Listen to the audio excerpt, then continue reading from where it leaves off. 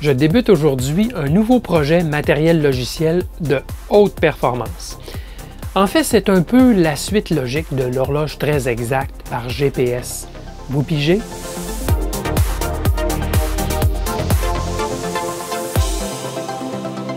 Bidouilleurs, bidouilleuses, salut! Eh bien oui, plusieurs d'entre vous ont exprimé le désir que je détaille le fonctionnement d'une référence de 10 MHz pilotée par GPS. Car tout bon labo possède une référence 10 MHz fiable. Tout cet intérêt s'est manifesté suite à la vidéo sur l'horloge très exacte pilotée par GPS, la vidéo numéro 511 que j'ai présentée dernièrement. Le lien vers celle-ci se trouve dans la description ci-dessous. Mais ça tombe à point, car j'ai déjà conçu une référence 10 MHz pilotée par GPS, plus simple cependant, au milieu des années 2000. Je suis donc suffisamment connaissant en la matière pour vous entretenir de cette approche. Mais non seulement je vais vous en parler, je vais aussi concevoir une référence plus moderne à partir de zéro. Et je vais tout vous détailler cela dans une série de vidéos. Ce sera un projet assez complexe puisque l'on parlera de performance, de stabilité, de boucle de contrôle, d'oscillateurs OCXO et j'en passe.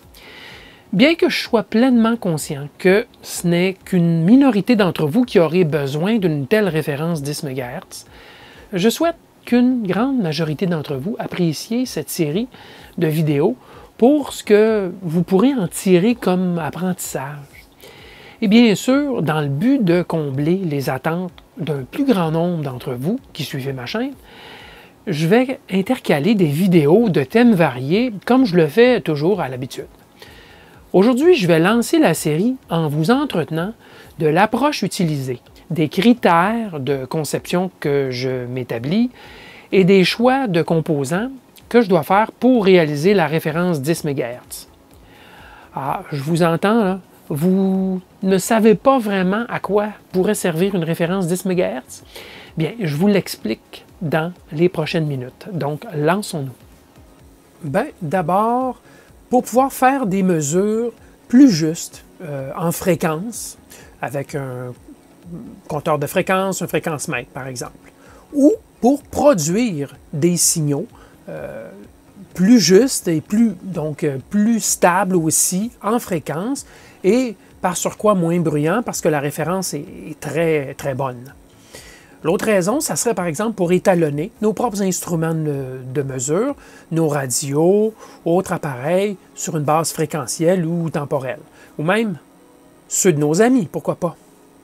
Alors la vaste majorité des instruments de mesure de qualité labo qui travaillent dans le domaine fréquentiel ou dans le domaine temporel, la vaste majorité de ces instruments possèdent une entrée de référence 10 MHz. Alors, une référence 10 MHz par GPS, c'est moins cher qu'une référence atomique, soit au rubidium ou encore pire, au césium. Et ça ne nécessite pas d'étalonnage périodique, contrairement à une référence au rubidium, par exemple, et même une référence au césium.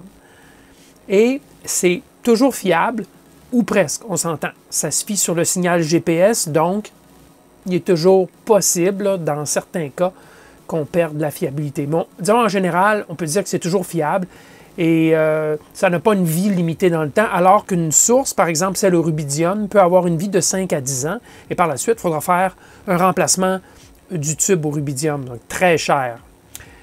On a un exemple ici qui nous est montré à droite, c'est justement un fréquence-mètre 53131A de Keysight Agilent HP et on a une entrée de référence 10 MHz à l'arrière, c'est bien marqué Ref In. Bon, alors la plupart des instruments travaillent dans le temps ou dans la fréquence, ont ce genre d'entrée. Je parle des instruments de laboratoire ici, bien sûr. Maintenant, quel est le genre de disponibilité sur le marché pour des systèmes de référence 10 MHz par GPS? Bien, il y a trois classes, je dirais. Il y a d'abord la classe professionnelle, et on en voit un exemple ici. C'est un Datum ExactTime 6000. C'est l'appareil que je possède ici. C'est bien sûr de performance garantie, donc on va dire de haute performance, et c'est garanti par les spécifications qui viennent avec l'appareil, bien sûr. Mais c'est souvent hors prix, plusieurs centaines de dollars, sinon des milliers de dollars. Il y a une autre classe, je vais l'appeler commerciale, mais do-it-yourself, c'est-à-dire qu'il y a des fabricants. On en a un exemple ici, BG7 TBL, qui vend sur AliExpress et sur Banggood des systèmes qui sont plus abordables, en général entre 100 et 200 dollars, peut-être un peu plus, peut-être un peu moins, mais ça se tient dans ces eaux-là. Mais la performance, on nous donne des chiffres, mais la garantie, là, je vais vous dire, là, je ne suis pas certain, vraiment. Je ne suis même pas certain qu'eux ont mesuré l'exactitude, la justesse de leur appareil. Donc, à mon avis, ce n'est pas garanti, même si on nous donne des chiffres. L'autre aspect, c'est que les caractéristiques de la boîte ne rencontrent peut-être pas nos exigences. Donc, le nombre de sorties, par exemple, 10 MHz. Donc, ça, c'est un exemple, mais aussi le logiciel, l'affichage, peut-être, ce n'est pas tout à fait ce qu'on aimerait voir. Donc, c'est intéressant comme classe parce que c'est moins cher que les classes commerciales, mais pourquoi pas le faire soi-même? Parce que ce sera encore plus abordable et ça sera fait sur mesure pour nos besoins. C'est, moi, je pense, un bon argument de vente. Et ce sera adaptable et évolutif. Donc, on peut modifier notre projet plus tard, ajouter des choses, enlever des choses, améliorer, ainsi de suite. Et c'est un beau projet qui allie analogique, numérique, boucle de contrôle, justesse, métrologie, tous ces termes-là, ben, c'est justement un beau projet pour un bidouilleur. Et par contre, ben, ça sera beaucoup plus de travail que d'acheter une boîte toute faite. Mais c'est un beau projet à mon avis. OK. Alors, quelle approche je vais vous proposer pour se construire, pour créer, concevoir une référence 10 MHz qui est asservie par GPS? Alors d'abord, on doit comprendre que le GPS peut produire des pulsations de 1 Hz. On l'a vu dans la vidéo sur l'horloge très exacte. C'est un peu exagéré de l'appeler très exact, mais quand même. Alors dans cette horloge, on a vu que le GPS peut produire des pulsations d'1 Hz qui sont considérées très précises. J'utilise le mot précis très librement ici, puisque quand on parle des horloges, on parle souvent de précision des horloges. Alors, on parle d'une justesse, et cette justesse-là, de l'impulsion 1 ppс, elle est à peu près toujours meilleure que 100 nanosecondes. Donc, au niveau du centrage de 1 Hz. On a donc un signal quand même considéré comme très juste, très précis, mais on peut faire mieux. Vous verrez, on fera mieux que cela. Alors, l'approche, c'est d'utiliser le GPS comme base de temps pour mesurer la fréquence du signal 10 MHz de notre oscillateur, puisque c'est ça qu'on a ici. On a un oscillateur à quartz dont la fréquence est ajustable. On verra ses caractéristiques dans quelques instants. La fréquence est ajustable par une tension CC. Donc, on peut créer un système de boucle qui va venir ajuster la fréquence de notre oscillateur en fonction de ce qu'on aura mesuré. Alors, notre GPS fournit un signal d'1 ppс et on va s'en servir pour, si vous voulez, piloter la fréquence du 10 MHz. On va en fait échantillonner le signal 10 MHz, ici, sur une bonne période de temps, une longue période de temps, pour augmenter la résolution de mesure. Et on corrigera, en fonction de la mesure qu'on aura fait sur une longue période, on corrigera la fréquence de notre oscillateur 10 MHz, tout simplement, versus la mesure qu'on aura faite. Alors, c'est le principe de base du système. C'est simple. Ce sera à base de microcontrôleurs. Il y aura un microcontrôleur ici. Et cette boucle, on l'appelle une boucle FLL, donc une boucle de verrouillage de fréquence, et non pas de verrouillage de phase, puisqu'on fait des mesures de fréquence, et non pas de phase. Alors, on appellera ça un FLL, tout simplement. Tout GPS pourra être acceptable pour cette application, puisqu'on fait une intégration, donc une moyenne sur une longue période, en autant que le GPS est équipé d'une sortie 1 PPS. Alors, ça, on peut l'améliorer, bien sûr, payer cher pour un GPS de type métrologie, et donc très exact sur le 1 PPS. Mais de toute façon, on fait une moyenne sur une longue période, plusieurs minutes, voire 1 heure ou 2. Donc, ça ne vaut pas la peine d'investir des sommes faramineuses sur le GPS de ce côté-là. Mais il y a des points importants à retenir. D'abord, ça prendra un bon oscillateur 10 MHz de type OCXO, on y revient, à fréquence ajustable par une tension externe. Okay? Alors, ça, c'est un point très important. C'est beaucoup ce qui va dicter la stabilité à court terme de notre système. Et aussi, on va mettre beaucoup d'emphase sur les alimentations et les références de tension de notre système complet pour stabiliser le fonctionnement et limiter aussi le bruit qui se propage dans le système. Alors ça, ce sera 2 points importants sur lesquels on va vouloir s'attarder particulièrement. OK. Alors, regardons le principe de fonctionnement classique d'un fréquence-mètre. Comment est-ce qu'un fréquence-mètre fonctionne? Le fréquence-mètre mesure, compte le nombre d'impulsions qui passent dans une fenêtre de temps donné. Alors, on a un signal à mesurer ici.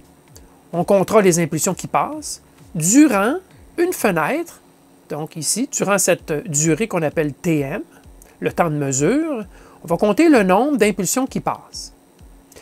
Alors, on a ici l'exemple de 2 fenêtres qui pourraient mesurer un signal en fréquence. Et comme vous voyez, la fenêtre 1, ici, le cas numéro 1, si cette fenêtre était alignée comme telle par rapport au signal à mesurer, bien, on aurait compté une impulsion. Tandis que si, dans un autre cas, la fenêtre de mesure était un peu décalée, bien, on compterait 2 impulsions. Mais ce n'est pas grave, vous allez voir pourquoi. Quand même, ça nous limite dans un temps de mesure particulier. On aura toujours cette incertitude de plus ou moins une impulsion. C'est le principe même, c'est-à-dire que comme les 2 signaux ne sont pas liés l'un à l'autre, cette fenêtre est comme mobile ou tout à fait aléatoire par rapport au signal à mesurer. Donc, on se rappelle que pour un temps donné, on aura plus ou moins une impulsion sur notre mesure.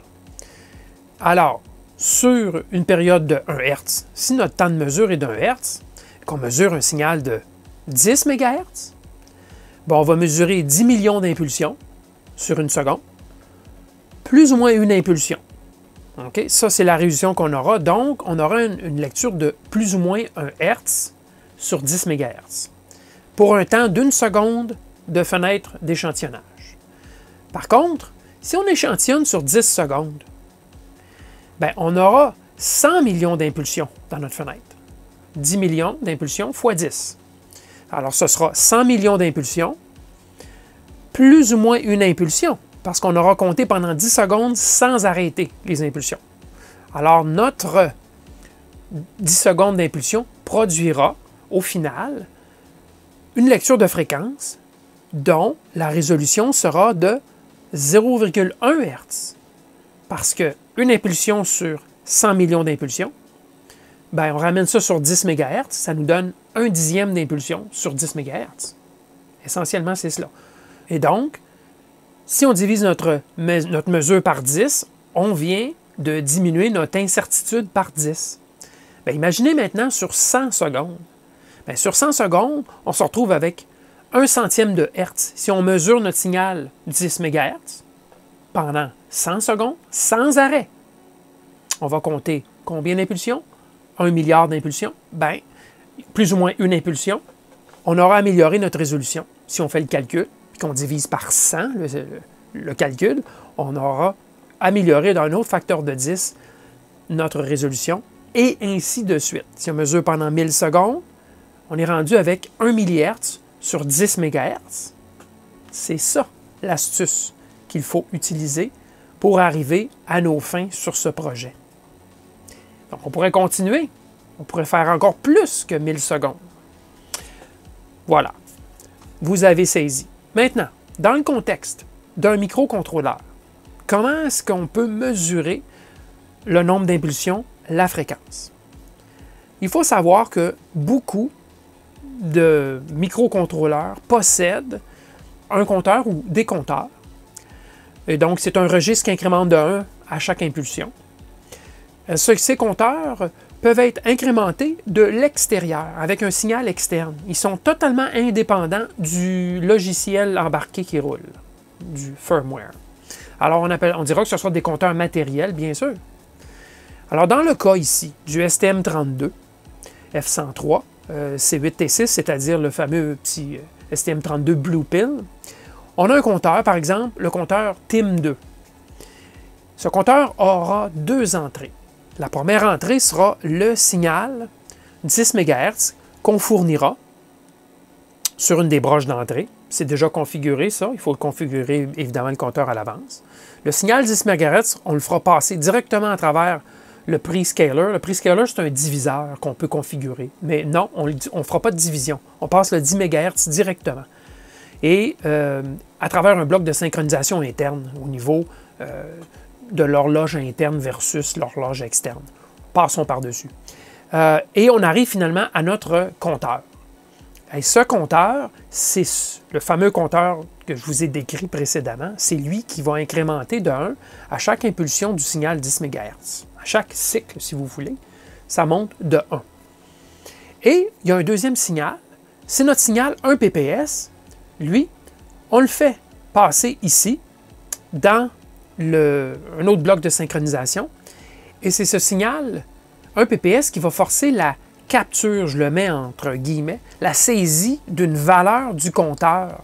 Donc, à chaque fois qu'il y aura un front montant ici, il y aura une valeur du compteur qui sera transférée dans un registre de capture qui s'appelle, dans ce cas-ci, CCR2. Et c'est ce registre de capture qu'on peut aller lire. Alors, en d'autres mots, on a, comme je vous avais montré, un compteur TIM, il a 16 bits, ce compteur. Donc, il va aller de 0 à 65 535. Il sera incrémenté en permanence par le signal 10 MHz externe. Mais même s'il va jusqu'à 65 535, la valeur maximale de 16 bits, il va déborder à 0 à nouveau, l'impulsion suivante. Donc, soit, aucune importance, on va le laisser déborder tout le temps. Tout le temps, tout le temps, tout le temps. Il va déborder des centaines de fois sur une durée de, par exemple, 10 secondes. Mais ce n'est pas grave. C'est la valeur résiduelle qui nous intéresse. On sait qu'il aura toujours débordé d'un certain nombre de fois et on s'en fout. Ce qu'on cherche, c'est la valeur résiduelle. Et ce sera autour de cette valeur résiduelle-là qu'on va faire les mesures. Si c'est 1 de moins que la valeur résiduelle, ben on aura une impulsion de moins. Si c'est 1 de plus sur la valeur lue, ce sera 1 Hz de plus, une impulsion de plus. Et en autant que cette valeur résiduelle est assez centrée dans notre 65 535, ça va nous donner toute la latitude nécessaire pour faire nos mesures plus faibles ou plus élevées que la fréquence nominale exactement de 10 MHz. En résumé, sur front montant du signal PPS, on saisit la valeur, c'est fait automatiquement, c'est pas on, c'est vraiment le compteur, c'est fait de façon matérielle. Le soft n'a rien à faire avec cela. Mais par contre, il y aura une interruption qui est générée à chaque fois qu'il y aura capture de la valeur.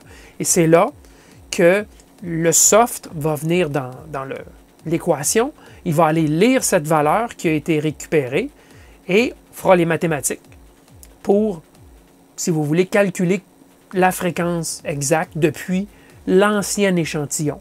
Donc, il y a une interruption qui va faire s'exécuter du code source pour aller faire les calculs une fois par seconde. Mais on a une seconde pour faire cela puisque le prochain échantillon, c'est la seconde qui suit. Donc, on a tout le temps voulu. Et on va en fait échantillonner sur plusieurs secondes avant de faire le calcul. Vous allez voir, je vais proposer 10 secondes parce qu'on n'a pas besoin d'aller lire la valeur à toutes les secondes. Ce n'est pas nécessaire. On laisse continuer à rouler le compteur pendant 10 secondes, 100 secondes, peu importe, 20 secondes. Et à tous les 20 secondes ou 10 secondes, on fait une mesure et ça nous servira à calculer sur le long terme quelle est la différence de fréquence de notre oscillateur par rapport au 10 MHz idéal. Alors, le firmware a tout le temps voulu pour faire ses calculs, c'est l'avantage. Et on se fie sur du matériel et non pas du logiciel pour mesurer la fréquence. Alors, voici en quoi consiste le projet, vraiment en quelques lignes. D'abord, ce sera un projet assez simple qui sera à base de microcontrôleurs. Ce sera vraiment le cœur de la machine. Et on utilisera un oscillateur stabilisé en température. J'y reviens dans quelques minutes. Ce qu'on appelle un OCXO. Et on utilisera un GPS. Un GPS assez commun finalement, un U-Blox, pourra faire très bien l'affaire, en autant qu'il possède une sortie PPS.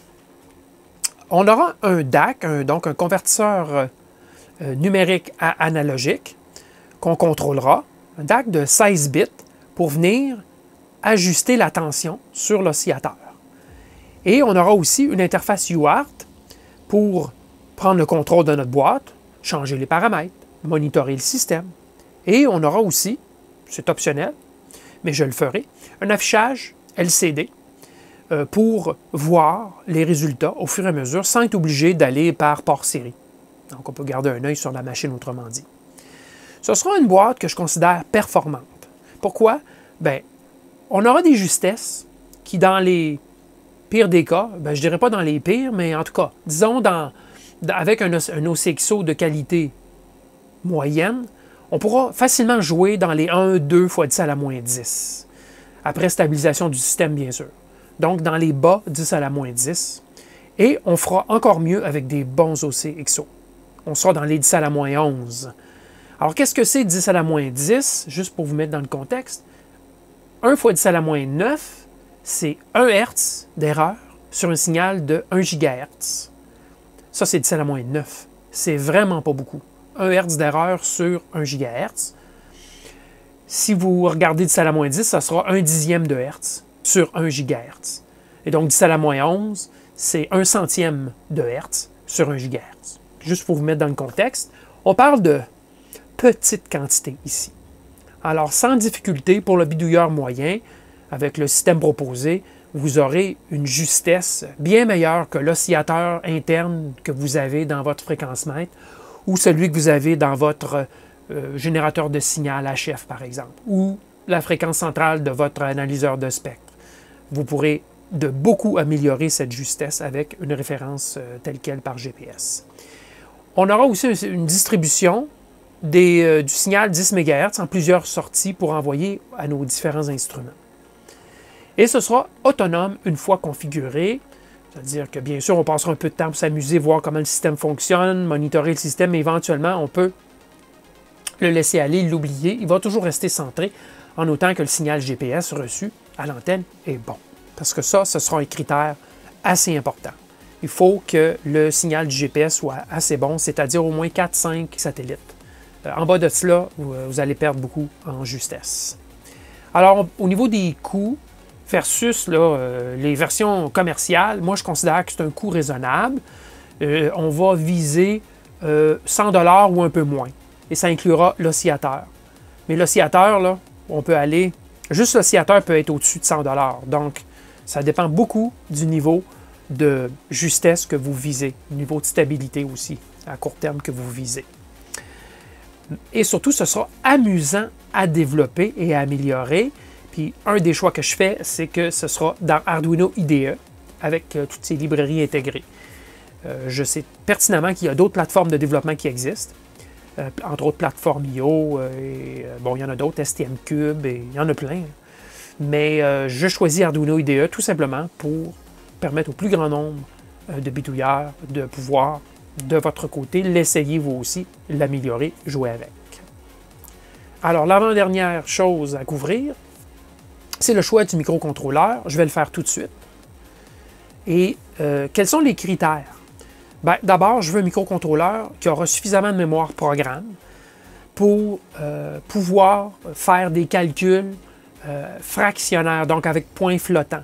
Le micro ne doit pas nécessairement être un micro de type point flottant, mais il doit être capable de faire des calculs en point flottant. Donc, ça va nécessiter suffisamment de mémoire programme pour loger là, des programmes assez volumineux de ce côté. Et j'aurai besoin aussi de suffisamment de mémoire vive pour ne pas avoir à faire des choix difficiles là, pour créer une nouvelle variable, puis combien d'octets cette variable prend, puis là, ça commence à être trop serré, qu'est-ce que je vais faire? Puis, non, suffisamment de mémoire dans les dizaines de kilo-octets, ça va être bien suffisant. Là. Alors ça, ce sont deux critères importants. Un autre, je veux faire le développement en langage C et tous ces dérivatifs, là, C, C++, ANSI, C, peu importe, là, ce sera en C. Et si c'est dans Arduino IDE, bien, ce sera l'équivalent du C++, là, version augmentée Arduino.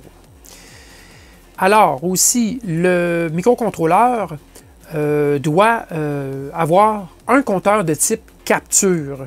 Okay? Et ça, ceux qui ont déjà vu les microcontrôleurs savent de quoi je parle. C'est du type capture accessible de l'extérieur avec des broches. Donc, totalement indépendant du soft du côté du compte. Et j'aimerais que le compteur ait au moins 16 bits ou plus, mais 16, ce sera suffisant, sans aucune difficulté. Et il faudra qu'il puisse fonctionner à 10 MHz sans être forcé d'utiliser le prescaler, donc faire une division en entrée. Parce qu'on perd de la résolution si on fait une division. Automatiquement, on va perdre de la résolution. Et il faudra aussi qu'il soit en mesure de générer une interruption lorsqu'il y a une capture. Ça, en général, c'est le cas, mais quand même. Et je veux aussi que le microcontrôleur ait ce qu'il faut au niveau là, des librairies I2C et SPI, autant que possible. Sinon, il va falloir faire du bit banging, c'est-à-dire recréer la transmission I2C ou SPI. Bon, ça se fait, je l'ai déjà fait dans mes premiers essais de ce projet-ci, je l'ai fait aussi. Mais bon, c'est mieux d'utiliser les librairies déjà toutes faites, c'est plus simple. Et je voudrais aussi être capable de sauvegarder la configuration du système lorsqu'on change des paramètres du système, sauvegarder ça en mémoire non volatile. Donc, il faudra qu'il y ait la capacité de sauvegarder en mémoire non volatile certaines données. Et s'il y a plus d'un port UART, port série, ben, c'est un atout, puisque ça me permettra, en plus de garder la communication avec l'ordi, de pouvoir, par exemple, recevoir les données du GPS et les afficher. Par exemple, l'heure, pourquoi pas? Tant qu'à intercepter les données, pourquoi pas? Alors, ça serait un atout. Et je veux absolument que le microcontrôleur soit pris en charge dans Arduino IDE, puisque j'ai décidé que je voulais faire ça dans Arduino IDE. Alors, voici ma sélection, c'est-à-dire parmi le choix que j'avais ici pour commencer, pour débuter mon projet, j'avais tout un choix de microcontrôleurs. Bien sûr, le choix est large, j'aurais pu magasiner d'autres microcontrôleurs, d'autres plateformes de développement, absolument. Mais j'y vais avec les choix que moi, j'ai de disponibles. Alors, le premier choix que j'avais, c'était par exemple d'utiliser le PIC 18F2220 que j'ai utilisé dans mon premier système de référence par GPS là, de première génération dans les années 2000. C'est un microcontrôleur qui fonctionnait très bien pour faire le boulot, mais malheureusement, au niveau de la mémoire flash, mémoire RAM, c'est bien insuffisant pour un programme plus évolué avec des points flottants et tout, une interface usagée, et ainsi de suite. Là. Donc, non, je passe de ce côté. J'aurais pu considérer l'Arduino Uno Nano, donc tous les Arduino basés sur l'Atmega 328P, mais je l'ai essayé et le compteur ne pouvait pas fonctionner à 10 MHz. En tout cas, moi, je n'ai pas réussi à le faire fonctionner à l'externe avec un signal 10 MHz. Il commençait à suffoquer dans les alentours de 300 et quelques kHz. Donc, j'aurais été obligé de diviser le signal, et si on divise le signal en entrée, on perd la résolution. Donc, rejeté de ce côté. Et en plus, les calculs en points flottants, parce qu'il y en a beaucoup à faire, ça aurait été pénible pour un petit microcontrôleur de 8 bits. Donc, on oublie cela. Une autre plateforme que j'avais disponible, c'est le Raspberry Pi Pico, basé sur le RP2040, le processeur, microcontrôleur. Malheureusement, j'ai presque choisi, mais en commençant à fouiller dans la doc, je me suis aperçu qu'il n'y avait pas de compteur de capture dans le microcontrôleur. Est-ce que j'aurais pu implémenter quelque chose matériel, 100% matériel, avec les fameux ports PIO, la programmation en PIO, là, en assembleur? Je suis vraiment pas certain, pas convaincu que j'aurais pu faire ce que je cherche avec le PIO pour compenser pour l'absence de compteur de capture. Et aussi, ben, c'est un peu gros comme plateforme pour ce que je voulais faire. Donc, j'élimine le Raspberry Pi Pico. Là, je tombe dans les plateformes que j'aurais pu utiliser, mais que Par exemple, tout ce qui est ESP32, là, les différentes versions, ben, je n'ai pas besoin de la Wi-Fi ni du Bluetooth. Donc, pourquoi prendre un processeur, donc une plaquette, qui est équipée de ces technologies si j'en ai pas besoin? Alors, j'aurais pu. Je suis presque persuadé que le processeur aurait pu faire le boulot, mais je ne voulais pas m'encombrer de la Wi-Fi et du Bluetooth. Donc, je les ai mis de côté. Ça aurait pu être une possibilité, mais je les ai mis de côté. Certains diront « Ah, mais ça aurait été intéressant d'avoir une liaison Wi-Fi ou Bluetooth. » Bon, moi, ça sera une liaison USB. Il y avait le Arduino Xiao aussi, basé sur le SAMD 21. Ben, j'ai commencé à faire des essais à nouveau et je me suis aperçu qu'il y a conflit entre la minuterie, le compteur Timer 3 et le port USB. Donc, oh boy. Et comme le nombre de broches est restreint, ben, on était forcé d'utiliser Timer 3 et USB en même temps, et donc, c'était beaucoup plus compliqué. Là. Il aurait fallu que je me sorte des fils additionnels, puis vous voyez le genre. Alors, ça aurait été plus compliqué. En plus, la librairie n'a que Timer 3 de définir. Les autres compteurs, les autres minuteries, ne sont pas définis dans la librairie, alors il a fallu que j'augmente la librairie de cela. Et le nombre de broches disponibles pour l'expansion à l'externe, il y a seulement 11 broches d'entrée-sortie. Alors, c'était un peu faible pour l'expansion future. Alors, j'ai mis de côté. Il aurait fallu que je travaille un peu plus fort pour faire fonctionner cette plateforme. Et j'arrive finalement à la plateforme que j'ai choisie. C'est le STM32. Je ne sais pas encore, parce que j'ai vraiment le choix. J'ai fait du développement jusqu'à maintenant sur le STM32 Blue Pill, c'est-à-dire le STM32 F103C8T6, qui est une plateforme 32 bits. C'est une plateforme processeur ARM à point fixe, ceci dit. Ou le STM32 Black Pill, qui est un peu le successeur du Blue Pill, qui a un processeur très similaire au niveau des capacités, un peu plus performant à certains égards, et plus de mémoire flash et RAM. Et il y a deux versions, une version avec plus de mémoire que l'autre. Alors, j'ai jusqu'à maintenant fait mon développement ici. Cependant, j'ai commandé des Black Pill. Ils sont plus récents. Les Blue Pill, je présume, vont être de plus en plus difficiles avec les années à trouver, alors que le Black Pill, c'est une puce qui est plus récente. Donc, je verrai faire le choix, parce que ça a une incidence sur la plaquette PCB. Pas tellement sur le soft, mais sur la plaquette PCB, oui. Donc, ce sera un choix que je devrais faire. Alors, ces deux plateformes, ben, elles rencontrent toutes les exigences que j'avais, que vous avez vues jusqu'à maintenant et dans la page précédente. Malheureusement, ils n'ont pas de convertisseur UART, USB UART intégré sur la petite plaquette, sur la plateforme. Alors, ça prend un câble USB UART avec une petite puce là, CP2102 ou peu importe lesquelles vous choisissez, puce intégrée. Alors, vous pouvez aussi prendre une petite plaquette de conversion USB à UART et l'intégrer au projet. Mais moi, je préfère, dans un cas comme celui-ci, de simplement acheter un câble avec la puce intégrée. Vous verrez dans le projet. Alors, ça fonctionne très bien de la sorte. Alors, c'est un petit peu la limite, malheureusement, de ce côté. Alors, il reste un petit sujet à couvrir, c'est le choix de l'OCXO. Je le couvre tout de suite. On devra en parler un peu plus dans les vidéos suivantes. Alors, qu'est-ce que c'est un OCXO? C'est un oscillateur à quartz qui est logé dans une chambre ou même deux chambres de température concentriques l'une dans l'autre. Et c'est maintenu à haute température, bien sûr, dans le but de stabiliser la température du quartz et donc stabiliser la fréquence. Alors, c'est ça ce que c'est un OCXO, c'est Ovenized, contrôlé, cristal oscillateur, tout simplement. Alors, et le four est maintenu, donc il y a un contrôleur qui maintient la température constante.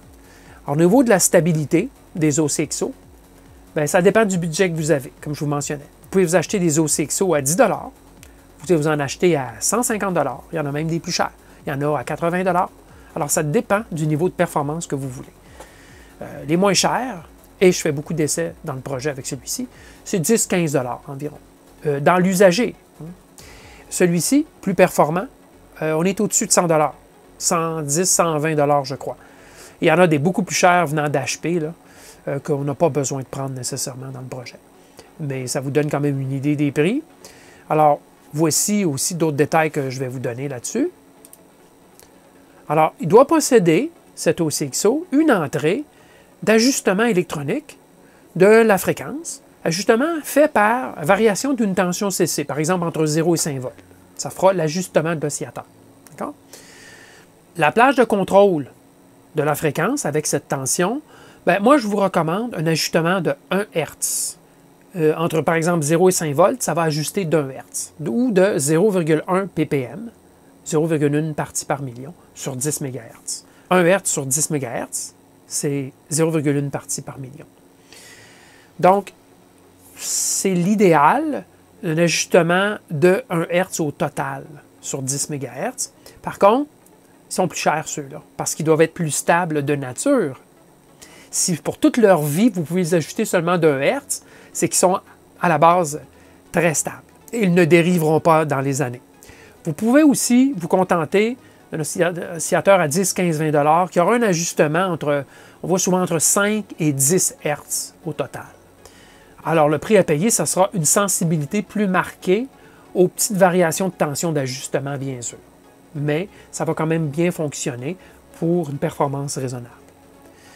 Alors, si jamais votre oscillateur a un ajustement externe, une vis grossière, on peut dire, donc il y aurait un potentiomètre, c'est correct. Mais ce n'est pas requis.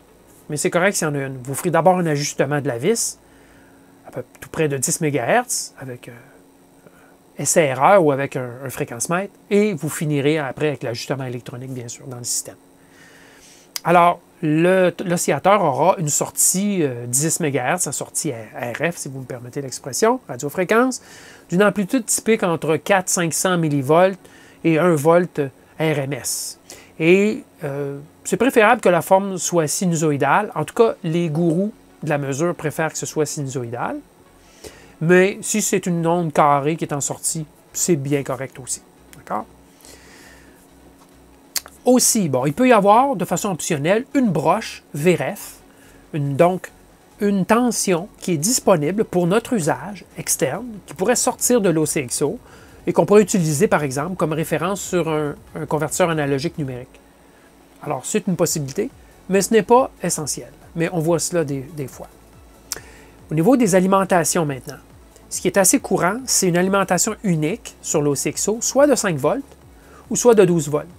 Il y a certains OCXO qui ont deux alimentations, une de 5 volts pour l'oscillateur et une de 12 volts pour le four à l'intérieur, l'élément chauffant ou les éléments chauffants. Mais on voit beaucoup de nos jours des oscillateurs à une seule alimentation, soit 5, soit 12.